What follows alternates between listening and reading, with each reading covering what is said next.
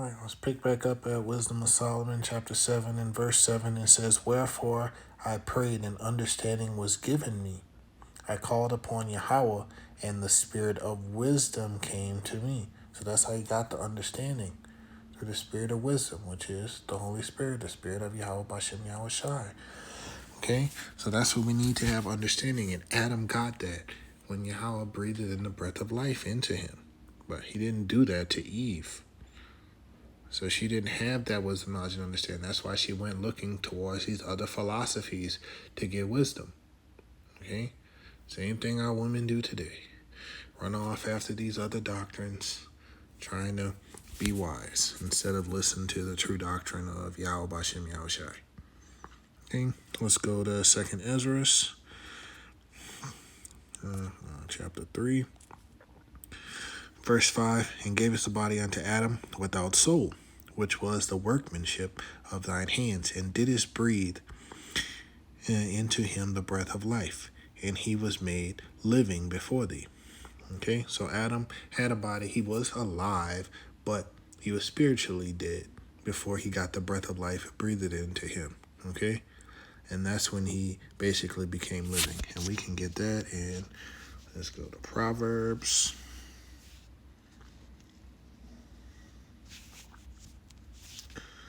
'21.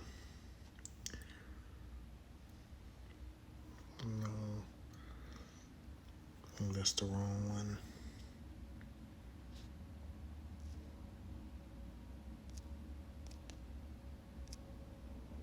16, yeah. And it says, "The man that wandereth out of the way of understanding shall remain in the congregation of the dead." So what is this understanding? Is this wisdom and knowledge and understanding that comes from Yahweh Bashem Yahweh Shai, that comes from having the breath of life and keeping his law, statutes, and commandments. Okay? And so when we don't have that, we're spiritually dead. Okay? So just like Adam, before Yahweh breathed in that breath of life into him, he was dead, technically. Spiritually dead, but physically alive. Okay? So let's get back to 2nd Ezra so we can finish up there.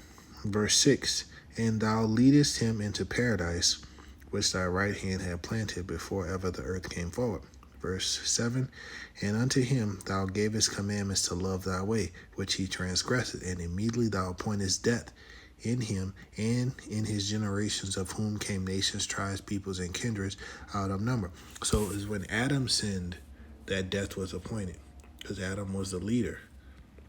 So that should answer your first question of why did Eve have to wait until Adam ate before her eyes were open? Because Adam was the leader.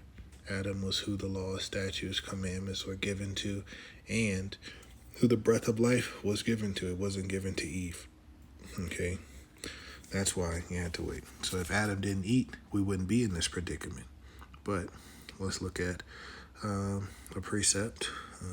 Let's go to chapter 7. So even the prophets, they understood this too.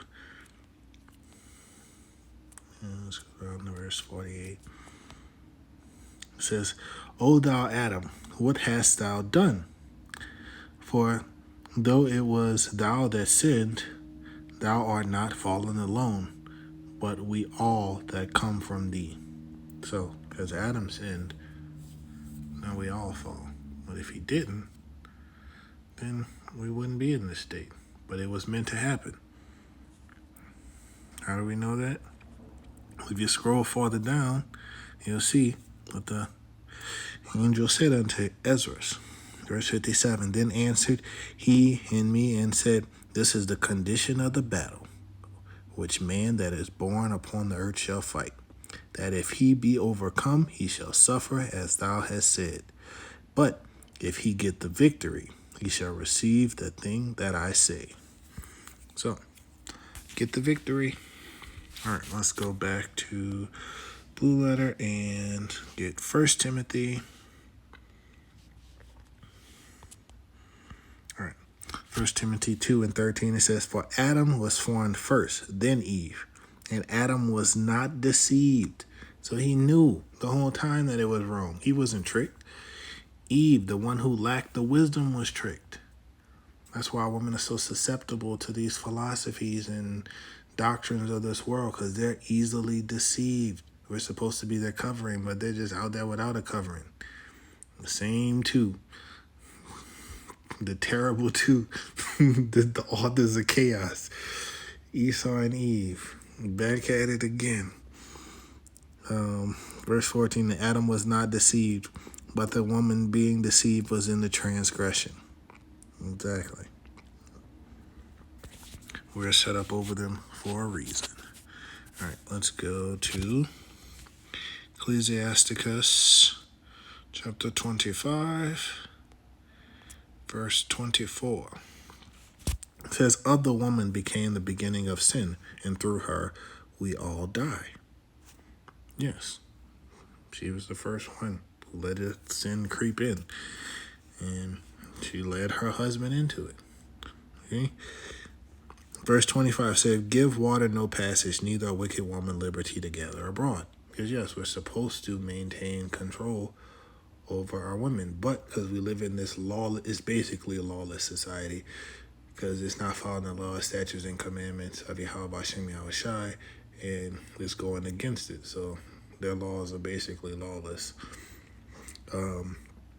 So we live in this society that is just basically let our women to be corrupted and also us to be corrupted. But we're starting to turn back now to Yahweh Hashem Yahushai. But we have no power or control over our women to get them in line because of the laws, statutes, and commandments. Because of the laws of this wicked society, basically. So, I hope that answers all of your questions. Shalom. I want to give all praises, glory, and honor to Yahweh, Bahasham, Yahushai, Bahashem, Rekha Kadash, and double honors to the elders and apostles of Great Millstone.